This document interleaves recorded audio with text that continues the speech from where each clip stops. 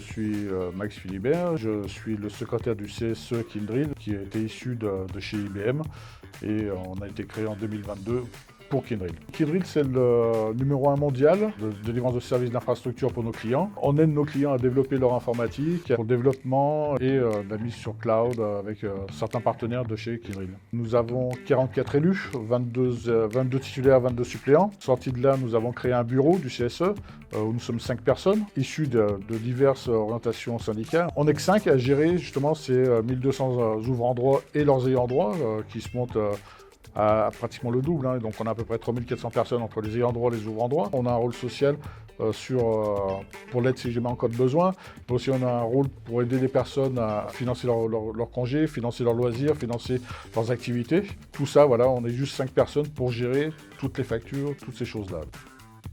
Notre ancien site web que nous avions, il fallait de la programmation, il fallait savoir coder, il fallait savoir programmer, donc c'est quelque chose qui était assez lourd. Les différents problèmes qu'on pouvait rencontrer, c'était surtout des problématiques de temps de réponse du support. Qu'avec le support Happypal, c'est vrai qu'on a une adresse mail à laquelle on peut s'adresser rapidement. On a une confirmation de la prise en charge du problème et on a une réponse dans la journée. Nos ouvrants droit aussi demandent de la réactivité. Donc le support d'Happypal est vraiment réactif et on leur remercie d'ailleurs, notamment avec Mélissa, qui est notre commerciale. La configuration des subventions est assez simple chez Happypal. C'est vraiment du glisser, du tirer, on écrit du texte, on fait des liens. On fait plusieurs types de subventions, donc on a de la billetterie qu'on donne en début d'année.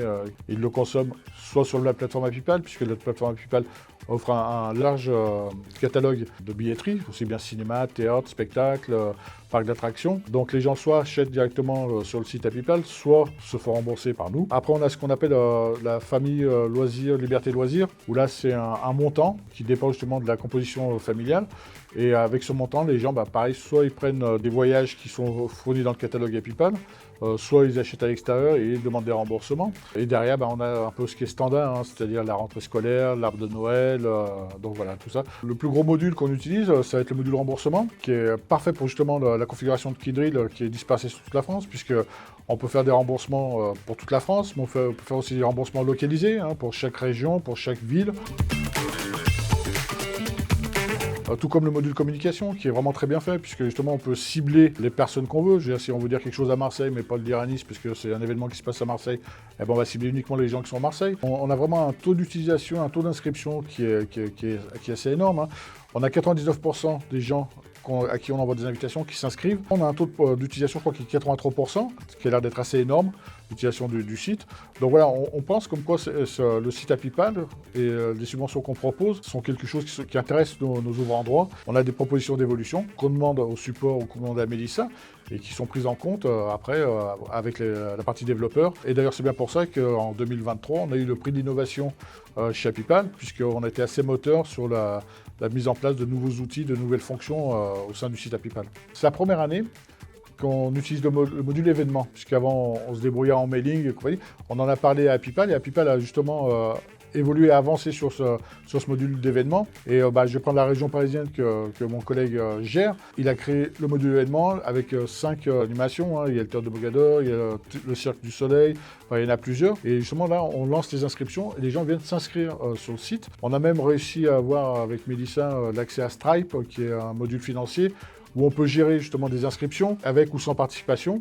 Et c'est un module qui est très intéressant, le module événement. Et on pense qu'on va, pour 2025, on va essayer de le développer pour un peu tous les sites de France pour justement pouvoir gérer ces inscriptions. Le souci d'un CSE, c'est ça justement, c'est gérer les inscriptions. Combien on prévoit de places, combien de personnes vont venir.